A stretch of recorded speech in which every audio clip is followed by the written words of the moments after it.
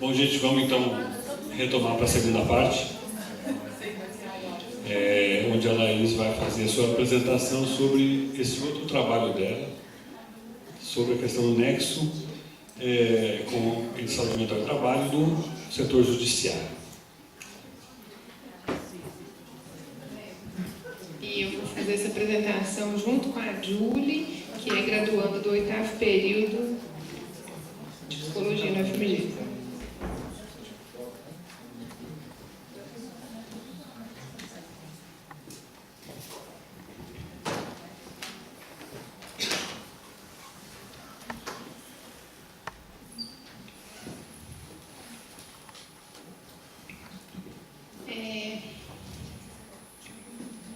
Então, aí eu defendi aquela pesquisa e logo a gente vai trabalhar, né? Indo para o mercado de trabalho, um dos campos que eu achei com essa formação de psicólogo com mestrado na linha Trabalho, Saúde e Sociabilidade foi a atuação na Justiça do Trabalho como perita, como psicóloga perita. Então eu vim falar para vocês, junto com a Julie, como que a gente tem construído, né, realmente uma construção, essa prática, essa atuação nossa no campo judiciário.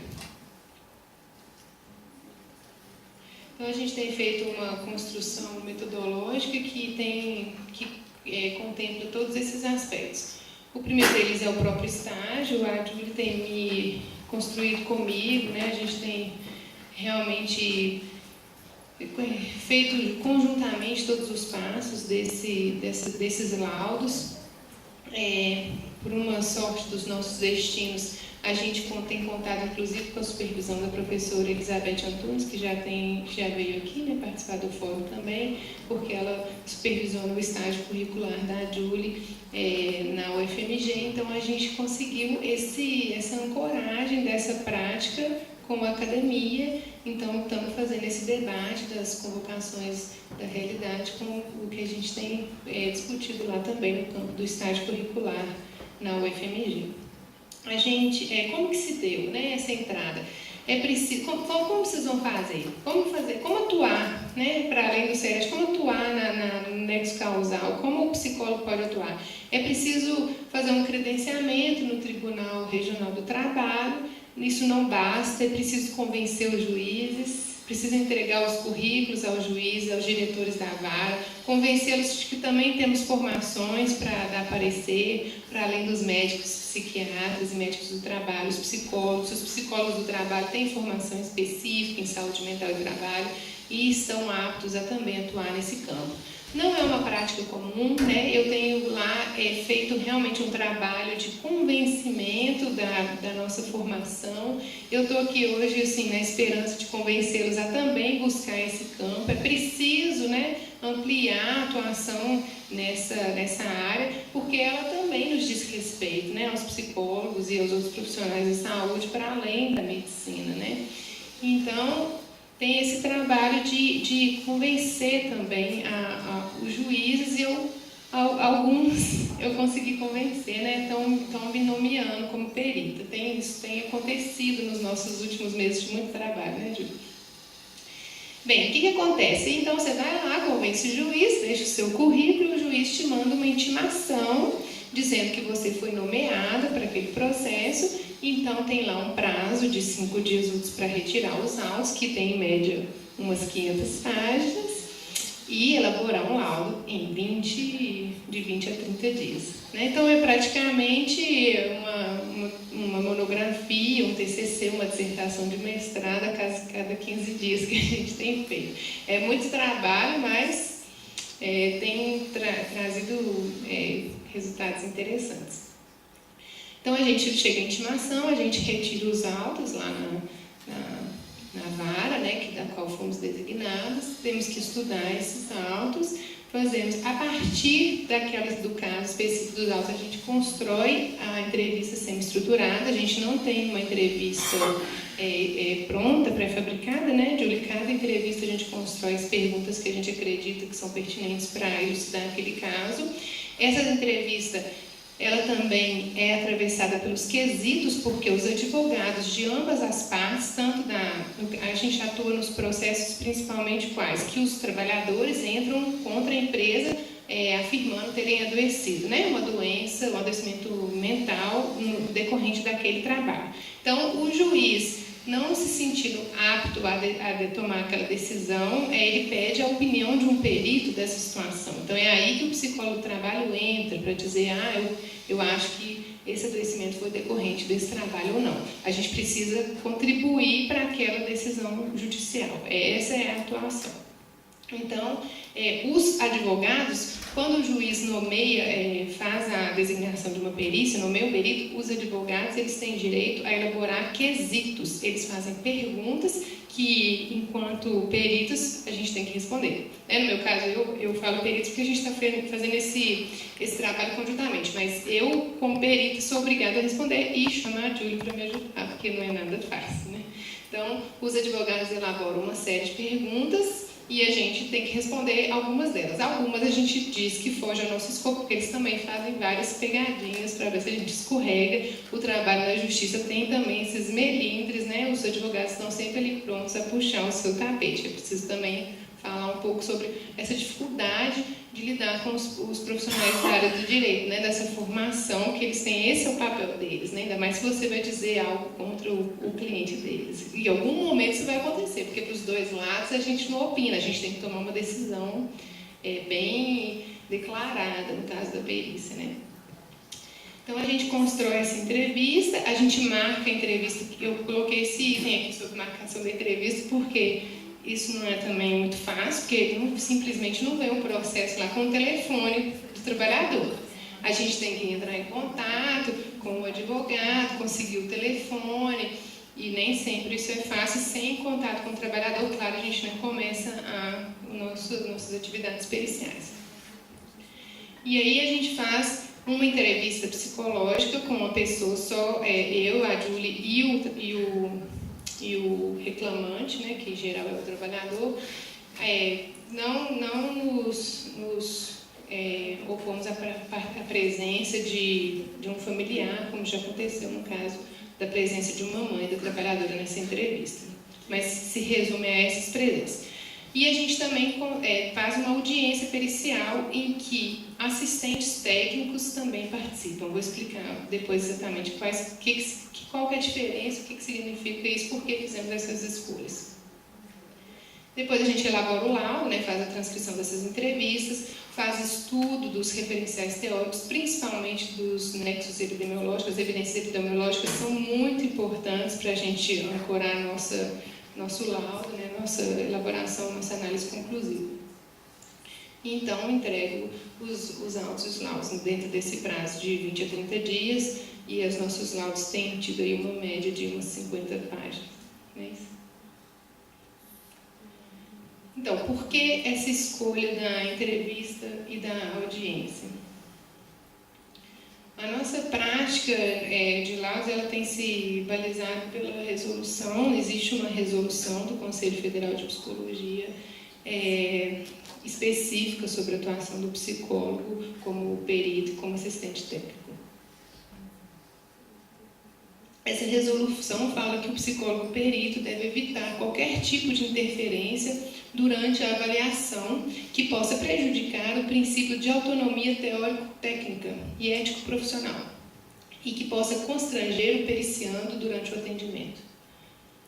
Outra coisa que a resolução fala: conforme a especificidade de cada situação, o trabalho pericial poderá contemplar observações, entrevistas, visitas domiciliares e institucionais, aplicação de testes psicológicos, utilização de recursos lúdicos e outros instrumentos, métodos e técnicas reconhecidas pela ciência psicológica, garantindo como princípio fundamental o bem-estar de todos os sujeitos envolvidos.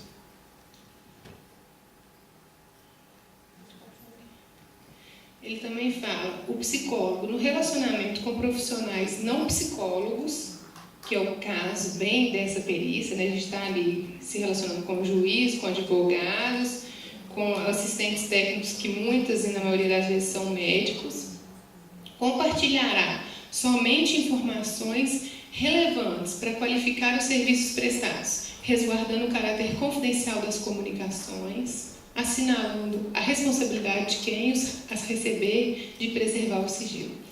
Bem, é uma gracinha, né, a resolução, mas ela tem problemas e a gente tem então que tomar decisões, como lá no caso do inspetor, né, de todo o trabalho. Problemas. Tem mais coisas. O psicólogo perito é profissional designado para assessorar a justiça no limite das suas atribuições e, portanto, deve exercer tal função com isenção em relação às partes envolvidas e comprometimento ético para emitir posicionamento de sua competência teórico-técnica, a qual subsidiará a decisão judicial. Os assistentes técnicos... mas essa parte já é Código do Processo Civil, né, Júlia? E a resolução do Conselho fala isso. Já o Código do Processo Civil brasileiro fala que os assistentes técnicos são de confiança da parte para assessorá-lo e garantir o direito do contraditório, não sujeitos a impedimento ou suspeições legais. Já o nosso Conselho de Psicologia fala: o psicólogo assistente técnico não deve estar presente durante a realização dos procedimentos metodológicos que norteiam o atendimento do psicólogo perito e vice-versa, para que não haja interferência na dinâmica e qualidade do serviço realizado.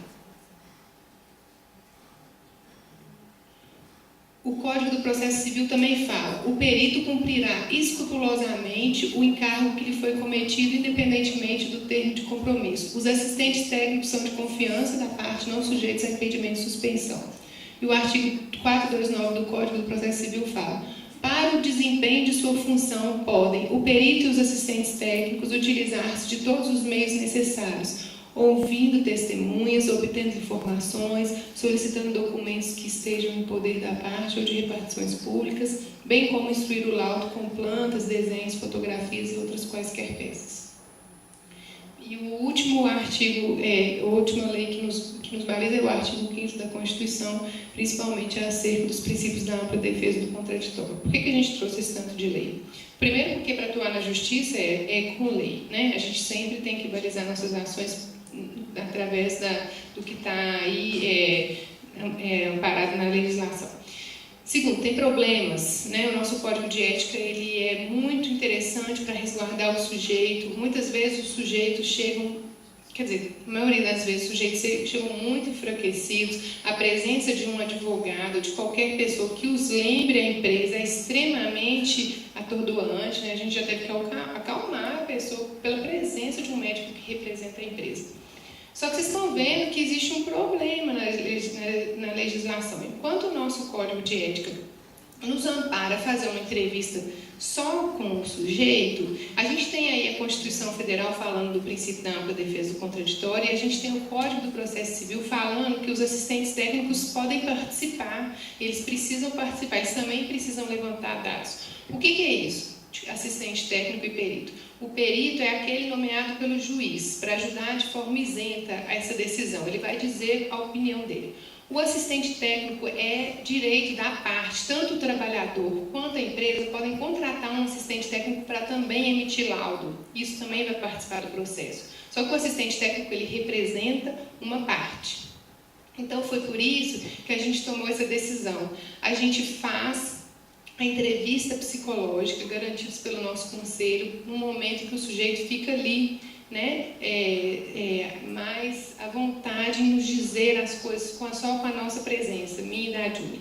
Mas a gente também faz um momento de audiência pericial em que convocamos os assistentes técnicos nomeados a fazer as perguntas que eles querem. Se a gente não faz isso, a gente é acusado de estar cerceando o princípio do contraditório da ampla defesa. Mas, por outro lado, a gente precisa também ter um momento, porque é muito diferente a fala do sujeito na entrevista e na audiência. Quando tem a presença de uma pessoa que representa a empresa, é muito diferente como que a pessoa consegue se expressar. Quando ela consegue se expressar, muitas vezes a gente já vê como que a pessoa fica ali, enrijecida, às vezes tendo uma crise de ansiedade, né? Porque passou muitos maus bocados na empresa, de repente tem que estar ali na presença de um representante da empresa ou inquirindo sobre o seu próprio adoecimento.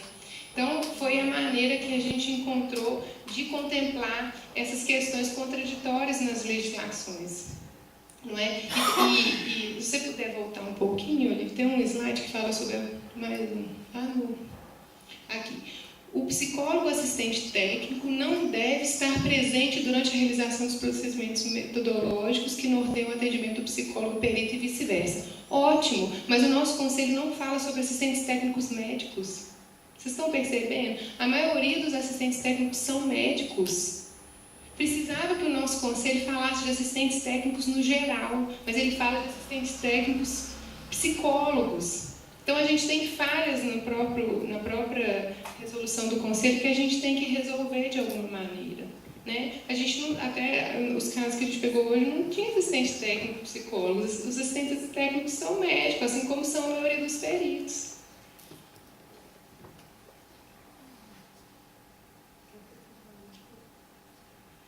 Bem, então a gente faz a entrevista, né, faz depois a audiência. Quando há assistentes técnicos, nem sempre há, né? Até hoje a gente não pegou nenhum trabalhador que tivesse condições de contratar assistente técnico.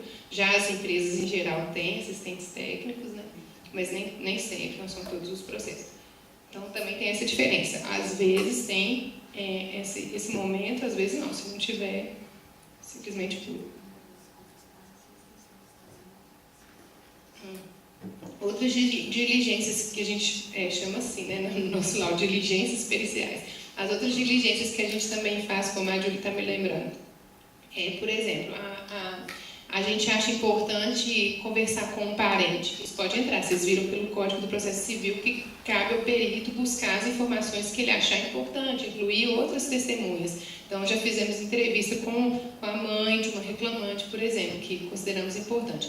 Visitas aos locais de trabalho. Tem perguntas, tem quesitos sobre as condições de trabalho. A pessoa relata sobre, né, como que aquelas condições adoeceram. A gente também vai até a empresa ver, né, fazer essa visita. Essa entrada na empresa nem sempre é também tranquila, né? A gente tem que também colocar marcar a importância da nossa presença para a liberação da entrada e tal. Então, já aconteceu da gente chegar numa empresa e a pessoa perguntar: mas vocês agendaram? Eu tive que responder: não agendo.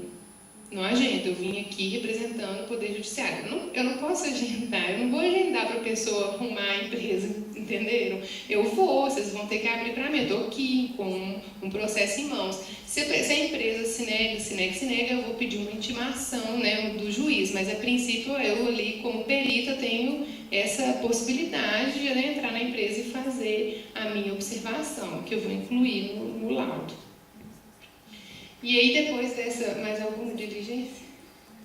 A gente já fez... É muito interessante, quando eu falo com vocês que é realmente uma construção, porque é muito diferente cada caso, né? O Luiz me perguntou uma vez, quando a gente estava pensando aqui, construindo a apresentação, qual que é o método? Eu falei: olha, o método é inspirado no método biográfico, mas a gente constrói para cada caso. Teve um laudo que a moça falava que a dificuldade dela, uma das dificuldades dela era se deslocar de um ponto de trabalho ao outro. Como que a gente fez isso para dizer que isso era penoso? A gente foi de um local a outro, pôs lá no Google Maps, marcou qual que era a distância, a diferença de altitude, para dizer qual que era o deslocamento que ela tinha que fazer, porque ela falava: eu quero um morrão. Não adiantava dizer só isso. Então, a gente teve que criar essa metodologia. Então, vamos calcular no Google Maps qual que é a diferença de altitude. Vocês estão entendendo? Cada caso exige uma análise singular. E, nesse caso, foi relevante. Ela realmente tinha que se deslocar de situações, de pontos muito diferentes, muitas vezes por dia, e isso era muito cansativo para ela, porque ela fazia, no mesmo dia tinha que prestar serviço em 3 sedes diferentes da empresa. Bem, então a gente constrói o laudo da seguinte forma: a gente descreve como a metodologia de cada caso é diferente, a gente descreve até para respaldar o laudo, a gente descreve quais foram todos os passos, e todos os passos são realizados com declarações, né, Júlia? Inclusive tem declarações diferentes. A declaração que a gente entrega para a pessoa não diz que aquilo diz respeito a um processo judicial, que é o que diz o nosso código, né, de ética. Se a pessoa precisa mostrar isso no trabalho, a gente não precisa expor que é por causa de um processo, a gente simplesmente fala que é uma entrevista. Agora, tudo que a gente faz, a gente tem que colher a assinatura das pessoas e anexar. fez a entrevista no dia tal, a pessoa assina, fez a audiência no dia tal, a pessoa assina. Né? Então, tudo é registrado